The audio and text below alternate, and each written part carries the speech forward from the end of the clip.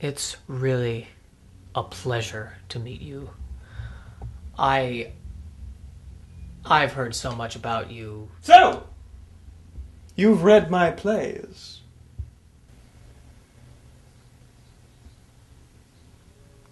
Plays? Yes, plays. I have written a few of them. Maybe you've heard of them? Pygmalion. Mrs. Warren's Profession. Major Barbara. My Antony and Cleopatra. I thought those were written by George Bernard Shaw. Yeah, hi, me. You're George Bernard Shaw. Yes, of course I am. What do you think the S on my chest stands for? I thought it stands for Superman. No! Ugh! You see, that is why I've come before you today.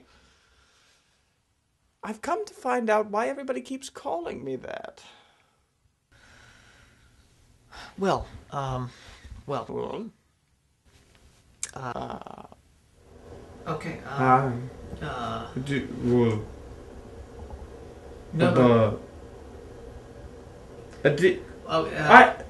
no, look at you. You have no idea what to say, do you? give me a second. You know, if I was writing your character in a play right now, I would know exactly what to say. Okay, what would you say? I would say... You know, the mistaken identity problem sounds like a big problem, but not as big of a problem as I'm having right now.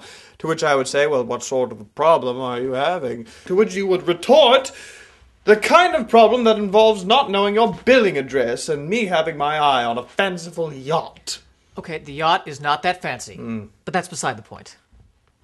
Okay, A, you're wearing a costume that belongs to a famous crime fighter known as Superman. And B, you've been dead for decades. C, I took this costume from the idiot that I killed, and D, I have been dead for years, but I have been resurrected to save the world from itself and the likes of David Mamet, Sam Shepard, Diane Sohn. You call these people playwrights? Play wrong is more like it. You know, David Mamet would be okay if he could get past the whole F this, F that part of his existence, but at this point it would take an act of God now, wouldn't it? As you can see, there is a distinctive lack of good writing in the world today. Take this piece that we're in right now. It's crap. It's pure crap. Wait a minute. Wait. You killed Superman? Was that his name?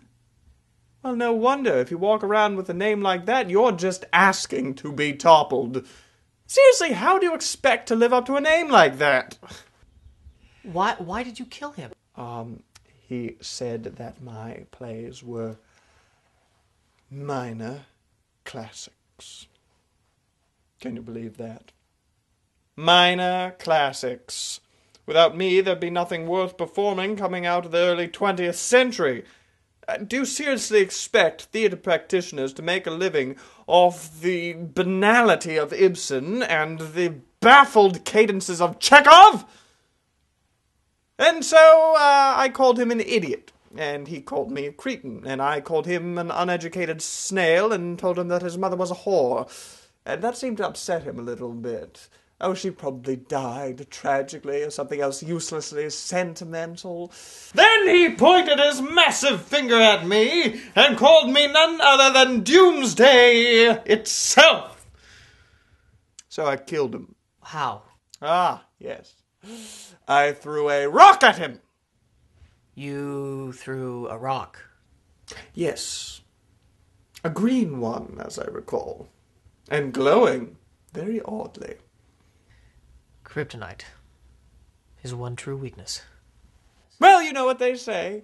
Let he who is without sin cast the first alien-killing green stone. And you can honestly say that you were without sin when you threw that stone? Of course I was.